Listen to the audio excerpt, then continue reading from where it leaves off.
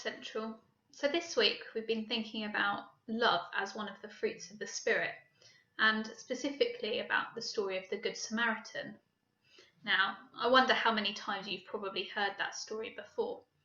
I imagine quite a lot. But have you really thought about how it relates to you and about what you can do to be a Good Samaritan?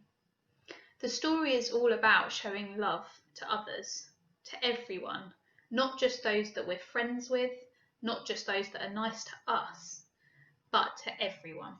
And that's what Jesus would do. In the story, the Samaritan was the last person that anybody would have expected to help the man that was hurt, but he was the only one that did help. At the moment, with not being able to go out and see our friends and having to stay in our houses, it might feel like there's not much you can do to be a good Samaritan and to show love to others. But actually, if you have a think, there's lots of things you can do in your house with your family to help show them that you love them and that you care for them, just like the Samaritan did. What I'd encourage you to do this week is, if you get a piece of paper and cut it up into some small pieces, and then why don't you write some ideas on there of things that you could do to help your family. So I've got a couple of ideas here. Maybe you could help your parents with the washing up, play nicely with your brother and sister. I'm sure you can think of loads more.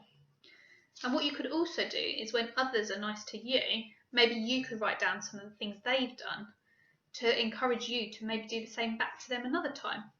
So for example, if you've hurt yourself and one of your parents maybe gives you a hug, you could write down that they were loving and gave you a hug, and then that might remind you another time to be loving to someone else and give them a hug if they need it.